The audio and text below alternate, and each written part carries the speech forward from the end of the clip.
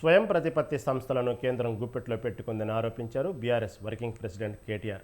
BJP కనుసన్నల్లోనే election commission పనిచేస్తోందని ఆయన మండిపడ్డారు. మోదీ, అమిత్ షా వైషమ్యాలను రెచ్చగొట్టేలా మాట్లాడినా ఈసీ చర్య తీసుకోలేదన్నారు. రేవంత్ రెడ్డిపై ఈసీకి 8 సార్లు ఫిర్యాదులు చేసినా చర్యలు లేవని తెలిపారు. కేసీఆర్ రోడ్ షోలకు వస్తున్న స్పందన చూసి కాంగ్రెస్, బీజేపీకు నిద్ర పట్టలేదని, ఈసీకి ఎన్ని ఫిర్యాదులు చేసినా గోడకు మొరపెట్టుకున్నట్లు ఉందని కేటీఆర్ మండిపడ్డారు.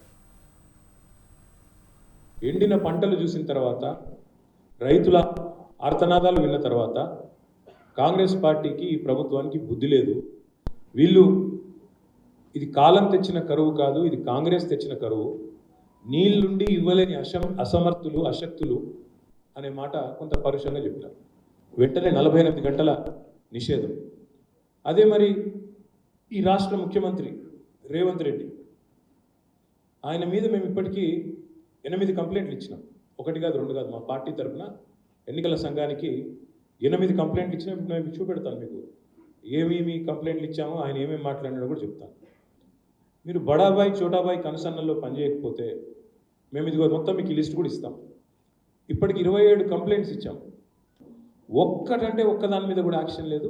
కేవలం కొండా సురేఖ గారు ఏదైతే ఒక్కటి మాట్లాడినారో దాని మీద మందలింపు, సెన్షన్, ఒక్కదాని మీద మాత్రం మందలింపు తప్ప ఈ రోజు వరకు ఒక్కటంటే ఒక చర్య కానీ, వారి ప్రచారాన్ని నిషేధించడం కానీ, ఇంకోటి కానీ కాదు.